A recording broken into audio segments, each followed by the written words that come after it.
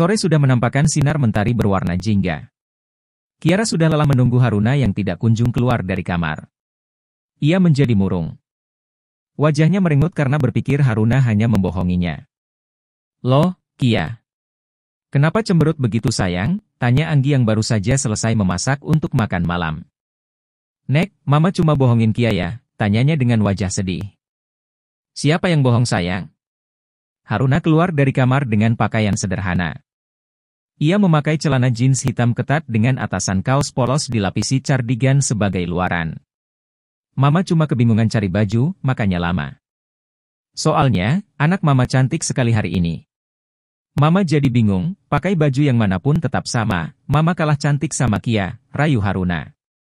"Kalian mau kemana?" "Sebentar lagi Papa sama Vivi pulang, kita makan malam bersama dulu," ucap Anggi. Haruna mau ajak Kia jalan-jalan di mall. "Mungkin, kami akan makan di luar," ucap Haruna. "Ya sudah kalau begitu. Hati-hati di jalan." "Iya Mama." "Ayo Kia, pamit dulu sama Nenek," perintah Haruna. "Nek, Kia pergi main dulu," ucap Kiara. "Iya sayang. Hati-hati di jalan. Ingat, nurut sama Mama." "Iya Nek." Haruna menggendong Kiara dan keluar dari rumah. Di depan gerbang, Ihsan menyapa mereka. Haruna menghampiri Ihsan. "Mau kemana Kak?" Ihsan. Kakak mau ajak Kiara main ke mall. Kamu sendiri mau kemana?" Haruna melihat penampilan Ihsan sudah rapi. "Berangkat kerja. Bagaimana kalau kita berangkat bareng? Toh tujuannya sama," ucap Ihsan menawarkan. Supermarket tempat Ihsan bekerja itu berada di dalam mall. "Boleh kalau begitu. Nanti pulangnya kami naik taksi," jawab Haruna. Ia menerima tawaran Ihsan dengan senang hati. Haruna memang berencana naik taksi karena malas membawa motornya. Haruna membantu Kiara naik di depan Ihsan. Lalu Haruna duduk di belakang Ihsan. Motor segera melaju dengan kecepatan standar. Ihsan tidak mau mengendarai motornya dengan kecepatan tinggi karena membawa anak kecil. Steffi dan Nyonya Ihsan pergi berbelanja bersama setelah minum teh. Mereka tidak sengaja berpapasan dengan Haruna di parkiran saat hendak pulang. "Tante, itu bukannya Haruna ya? Wah, ternyata dia sudah punya suami dan anak," ucap Steffi. Ia menyunggingkan senyum licik. Wajah Nyonya Ihsan merah padam. Kebenciannya pada Haruna semakin besar. Haruna terlihat seperti wanita yang ingin menaikkan derajatnya dengan menikahi Tristan. Ia tidak tahu keadaan yang sebenarnya, tetapi ia sudah mengecap Haruna wanita murahan. "Steph, ayo kita hampiri dia." "Baik Tante." Steffi tersenyum penuh kemenangan. Ia akan melakukan segala macam cara untuk membuat citra Haruna buruk di mata keluarga Ihsan. "Drama baru saja dimulai, Haruna. Mari kita lihat apa yang akan Tante Seruni lakukan padamu," ucap Steffi dalam hati. Haruna menurunkan Kiara dan Ihsan membantu Haruna melepaskan helmnya. Dalam pandangan orang lain, mereka memang terlihat seperti satu keluarga kecil bahagia. Haruna tersenyum saat Ihsan membantunya membuka helm. Steffi tidak menyia-nyiakan kesempatan. Ia memotret Haruna yang sedang tersenyum pada Ihsan. Steffi segera mengirimkannya ke nomor asisten pribadi Tristan, Levi. Nomor Tristan sudah diganti dan tidak ada satupun yang tahu. Terpaksa Steffi mengirimkannya ke nomor Levi. "Hei, dasar wanita jalang. Diusir dari rumah anakku ternyata kamu kembali ke rumah suamimu. Dasar perempuan tidak tahu malu," cerca Seruni. "Tunggu. Saya bukan." "Halah, kalian ini sekongkol mau menipu anak saya kan?" tanyanya dengan sinis. Haruna hanya diam sambil menutup kedua telinga Kiara. Gadis itu masih kecil. Tidak pantas rasanya jika dia mendengar kalimat-kalimat makian dari Seruni. "Menipu? Nyonya, tolong jaga bicara Anda."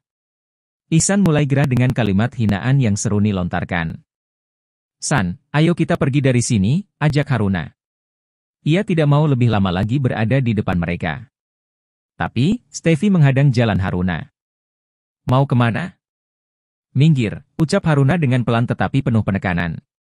"Kalau aku tidak mau, kamu mau apa?" tantang Steffi. Haruna mendorong Steffi dan segera melangkah melewati Steffi. Seruni menarik tangan Haruna lalu menampar pipinya dengan keras. Pelak! Haruna! Ihsan segera menarik Haruna menjauh dari Seruni. Nyonya, Anda sudah keterlaluan. Yang saya tahu, anak Anda lah yang tidak mengizinkan Haruna untuk meninggalkan rumahnya. Jadi, jaga ucapan Anda. Ihsan memaki Seruni. Ayo kak, kita pergi dari sini. Mereka melangkah masuk ke dalam mall. Sedangkan Seruni membantu Steffi bangun. Mereka masuk ke dalam mobil. Dengan amarah yang semakin besar dan kebencian yang dalam. Aku sudah mengusirnya dari rumah Tristan. Jika dia berani kembali ke sisi Tristan, aku tidak akan pernah membiarkan dia hidup dengan tenang. Tante tenang saja. Steffi juga tidak akan membiarkan dia kembali, timpal Steffi. Kedua wanita yang berada dalam satu perahu itu sedang mencari cara untuk menyingkirkan Haruna dari rumah Tristan. Taksinya sudah datang. Terima kasih Ihsan. Padahal kamu tidak perlu mengantarku sampai sini. Nanti bosmu marah, ucap Haruna. Menyenangkan pelanggan mall juga pekerjaan satpam kak. Jadi, aman tidak akan kena marah. Ya sudah, kakak cepat pulang. Terima kasih sekali lagi, ucap Haruna sebelum menggendong Kiara masuk ke dalam mobil. Kiara melambaikan tangannya pada Ihsan. Mobil melaju pergi. Ihsan masih berdiri di sana sampai mobil itu tidak lagi terlihat. Seandainya saja aku bisa bersanding dengan muka Haruna. Tapi, sepertinya hal itu mustahil. Laki-laki yang keluar dari kamarmu tadi siang. Dia pasti orang yang kau cintai, lirihnya sambil mengembuskan napas berat. Ia pergi setelah taksi yang membawa Haruna telah hilang dari pandangannya. Ihsan, pemuda itu sudah menyimpan rasa pada Haruna sejak ia masih sekolah SMA. Namun, ia sadar, usianya berbeda jauh dengan Haruna. Ihsan saat itu masih SMA, sedangkan Haruna sudah bekerja. Jika Ihsan menyatakan cinta pada Haruna, orang akan berpikir kalau Ihsan hanya ingin bergantung pada wanita yang sudah bekerja. Ia bekerja keras dan menabung untuk melamar Haruna, gadis yang dicintainya. Siapa sangka, ternyata Ihsan sudah terlambat. Haruna sudah memiliki orang yang jauh lebih mapan daripada Ihsan. Pemuda itu tidak tahu kalau Vivi menyukainya. Seandainya Ihsan menyatakan suka pun, Haruna tidak akan menerimanya. Bagaimana mungkin Haruna tega melihat Vivi patah hati? Vivi adalah bintang di hati Haruna. Meski hanya terpaut menjadi saudara karena diadopsi, tetapi kasih sayang mereka sangat tulus. Baik Haruna ataupun Vivi, mereka tidak merasa bahwa mereka anak adopsi. Bagi mereka keluarga Kamal adalah keluarga mereka. Seandainya orang tua kandung mereka menjemput, mereka tetap akan memilih tinggal bersama keluarga Kamal. Mereka hanya ingin menikmati kebahagiaan dan hidup damai bersama kedua orang tua angkat mereka, hari ini, esok dan seterusnya. Ayo turun sayang, ajak Haruna. Mama, Kia ngantuk. Kiara mengucek matanya.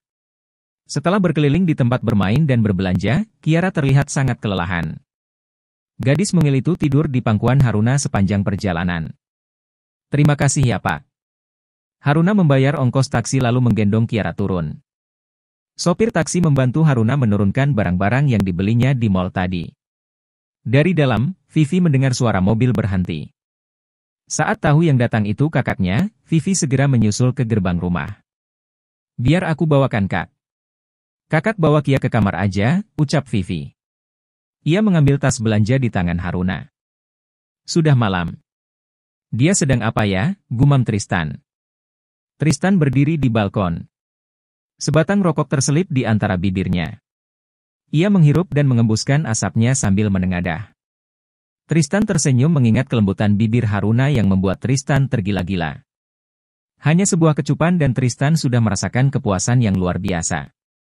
Dia sudah berjanji pada dirinya sendiri, ia tidak akan pernah memaksa Haruna berhubungan intim lagi dengannya. Sedang apa kamu sekarang? Rasanya aku hampir gila karena merindukanmu, ketik Tristan di aplikasi WA. Ia mengirimkan pesan itu pada Haruna. Tristan tidak tahu sejak kapan ia menjadi suka mengumbar rayuan manis. Hanya Haruna seorang yang membuat Tristan melakukan hal itu. Tring! Pesan dari Tristan masuk ke ponsel Haruna. Ponsel yang Tristan berikan untuk mengganti ponsel Haruna yang rusak dibanting olehnya. Hanya ada satu kontak di ponsel Haruna, nomor kontak Tristan. Haruna sedang mandi, sementara Kiara sudah tertidur pulas.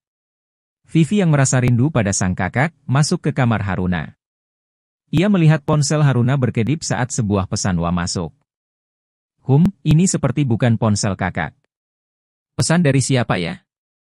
Kepoin gumam Vivi sambil tersenyum geli. Mumpung kakak lagi mandi. Vivi mengambil ponsel Haruna. Sedang apa Vivi? Astaga! Vivi terlonjak bangun dari tepi ranjang. Ia menyembunyikan ponsel Haruna di belakang punggung. Kakak, bikin kaget saja, ucap Vivi. Itu apa? Apa? Vivi gak pegang apa-apa kok, jawab Vivi dengan gugup. Belum juga ia melihat isi pesan itu, dia sudah keburu ketahuan. Sejak kapan suka berbohong? Tanya Haruna dengan tatapan tajam. Itu.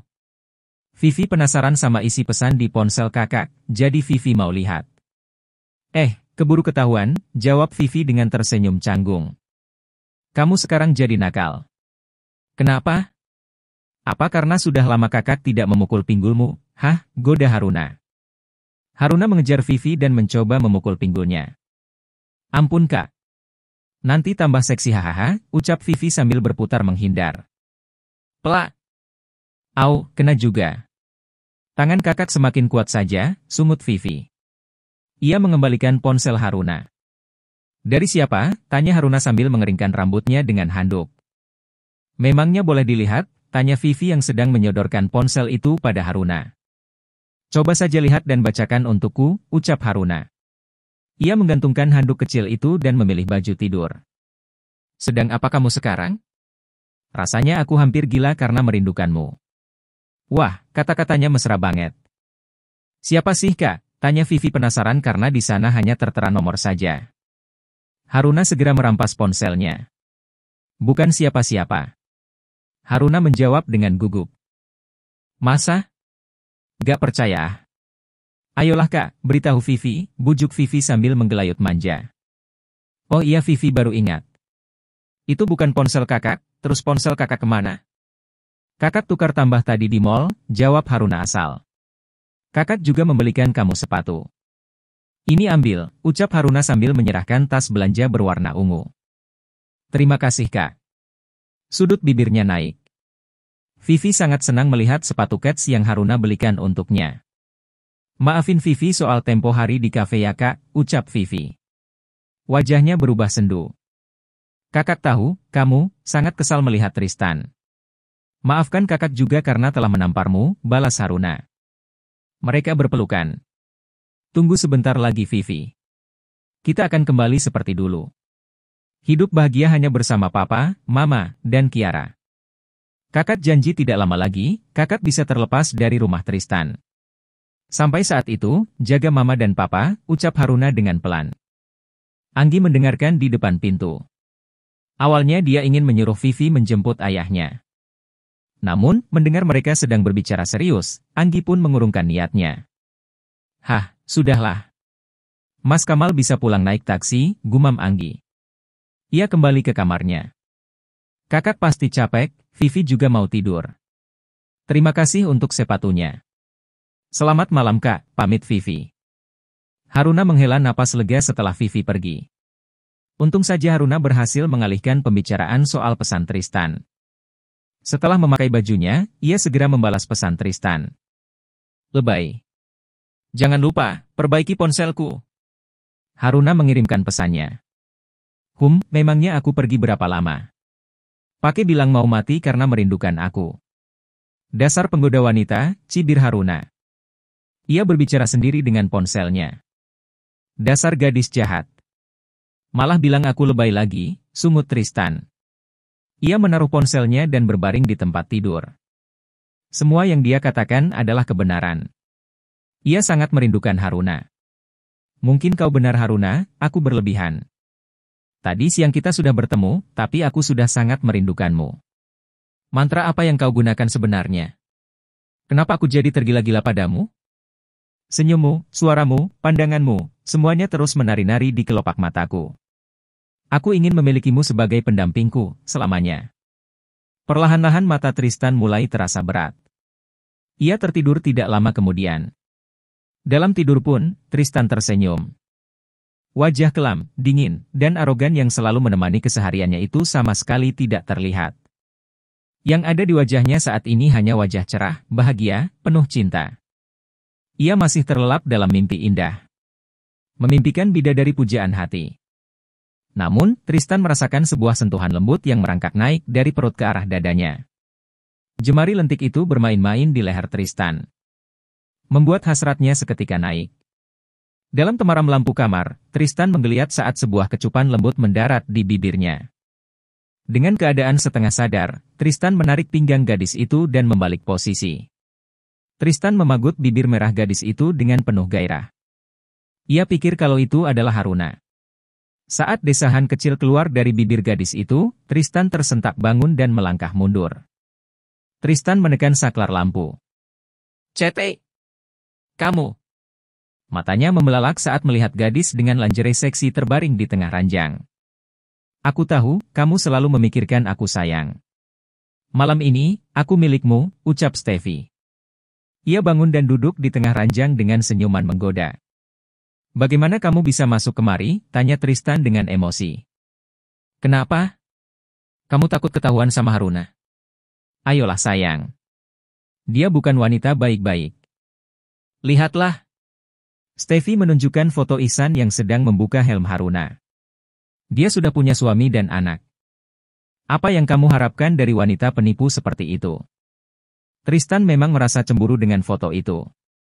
Namun, seperti apa Haruna, Tristan sangat tahu. Kiara bukan anak kandung Haruna. Saat Tristan memaksa Haruna berhubungan intim, gadis itu jelas masih virgin.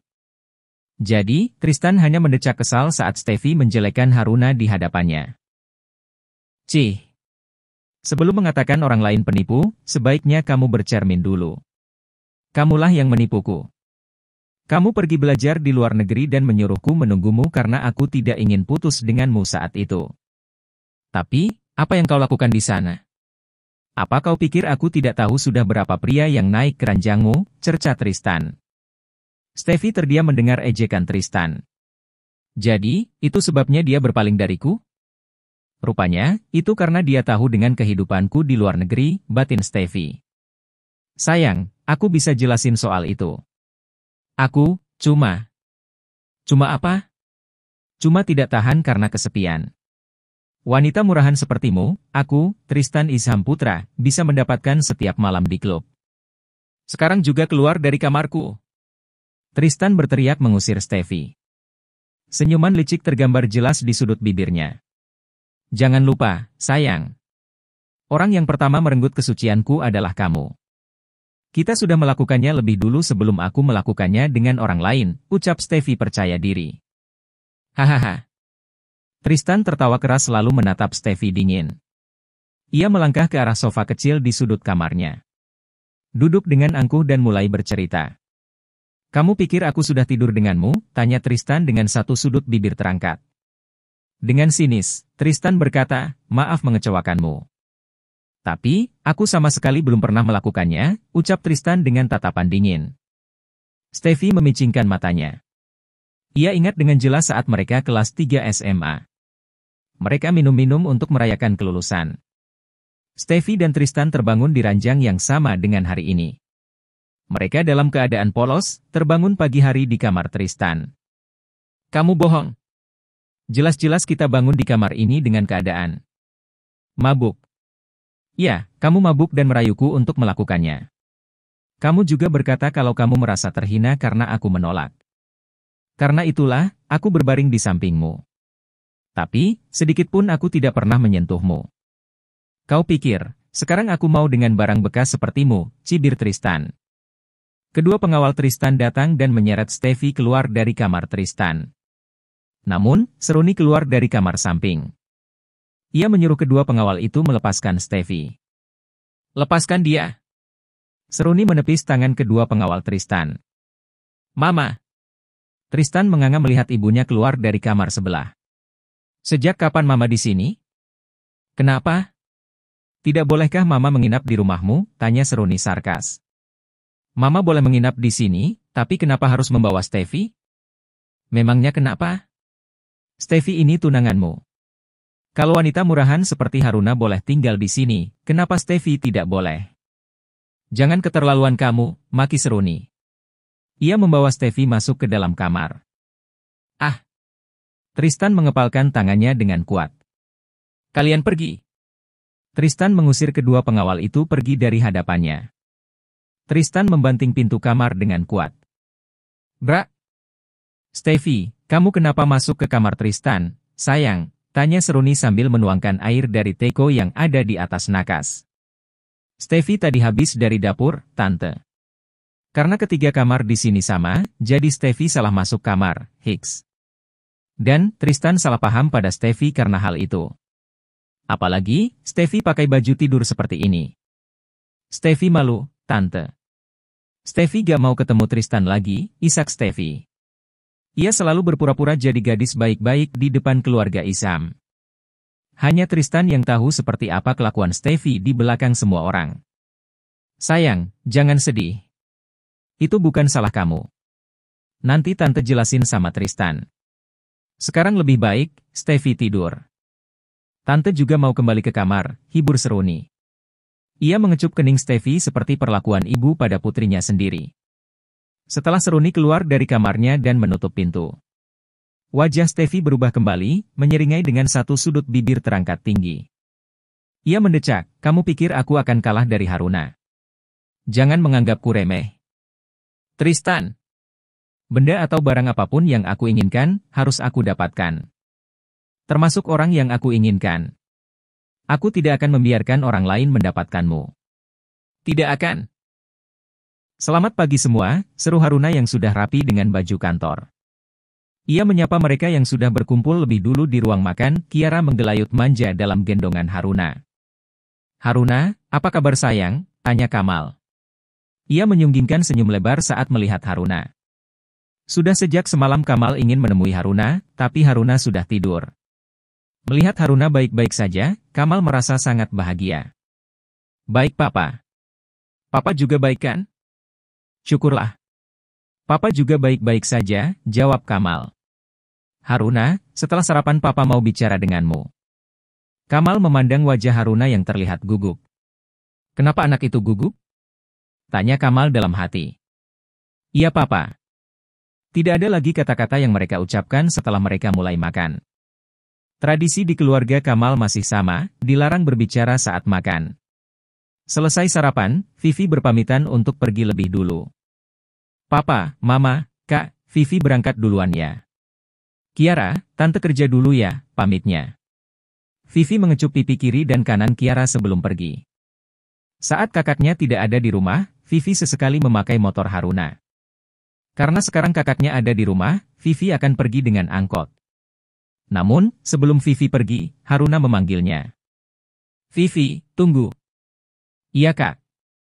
Ada apa? Tanya Vivi. Ini, pakai saja motor kakak. Motor ini, kakak kasih buat kamu, ucap Haruna. Tapi Kak, motor ini kan, hasil kerja keras kakak. Mana boleh kakak kasih sama Vivi begitu saja. Vivi tidak bisa menerimanya, tolak Vivi dengan halus. Vivi, kakak sudah bekerja di tempat lain. Kakak bosan dengan motor lama ini, jadi kakak kasih sama kamu. Kakak mau beli yang lain nanti. Jadi, terimalah. Haruna memberikan kunci motornya pada Vivi. Terima kasih Kak. Vivi belum bisa memberi apa-apa sama kakak, papa, dan mama. Tapi, kalian sudah banyak sekali memberikan hal berharga buat Vivi. Terima kasih, isak Vivi. Air mata haru mengalir di kedua pipinya. Kamal dan Anggi juga ikut terharu. Betapa beruntungnya mereka memiliki anak angkat yang sangat baik. Tidak hanya saling menyayangi, mereka juga penurut dan tidak pernah membantah ucapan kedua orang tuanya. Sudah sana berangkat? Nanti telat, ucap Haruna. Ia menarik kedua ujung bibirnya dan menghapus air mata di pipi Vivi. Iya, Vivi berangkat. Vivi pergi menaiki motor Haruna yang kini sudah sah menjadi miliknya. Sebenarnya ada sesuatu yang mengganjal di hati Vivi, tetapi ia tidak bisa mengutarakan hal itu di depan kedua orang tuanya. Terkait pekerjaan baru Haruna, Vivi bahkan belum tahu kenapa Haruna diperbolehkan pulang. Ada sesuatu yang aneh dari kakak, tapi apa? Tanya Vivi dalam hati. Motor Vivi sudah meninggalkan pintu gerbang. Kini tinggal Haruna yang merasa cemas. Apa yang ingin dibicarakan oleh Kamal? Haruna khawatir, Kamal akan mengungkit atau bertanya soal kehidupannya di rumah Tristan. Haruna tidak pernah bisa berbohong pada kedua orang tuanya.